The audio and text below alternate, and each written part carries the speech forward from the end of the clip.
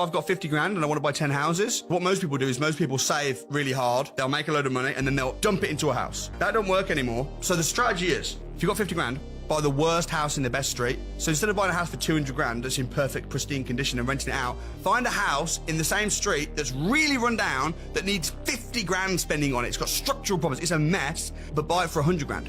Then spend 50 grand at doing it up. Doesn't have to be your money. You get a bridging loan. Now you bought a house for 100 grand, you spent 50 grand on it, but now it's worth 200 grand because you've added value. So now what you do is you now refinance it, get a 75% mortgage loan to value. So they'll give you 150 grand, you get your 50 grand back and you can pay the bridging company back and then you go again. What Sam is talking about here is a real estate strategy called the BRRRR method, where you can buy, renovate, rent, refinance, and repeat. It's how a lot of investors are actually growing without needing to save up money every single time. If you purchase a property for 100,000 and you spend 50K on the rehab, you're all in at 150. When it comes time to refinance, most banks will lend you anywhere from 70 to 75% of the appraised value. So if it gets appraised for 200,000, you get 75% LTV. That's 150 back to you, meaning you've got no money into this deal. But here's what they don't talk about: the real cost of actually purchasing a property. You've got things like closing costs, closing fees, escrow fees, and so on. Now, these are just a couple of things that new investors tend to overlook, and they can very well eat up your profits very, very fast if you're not prepared. Let me know in the comments below, would you ever try this strategy yourself?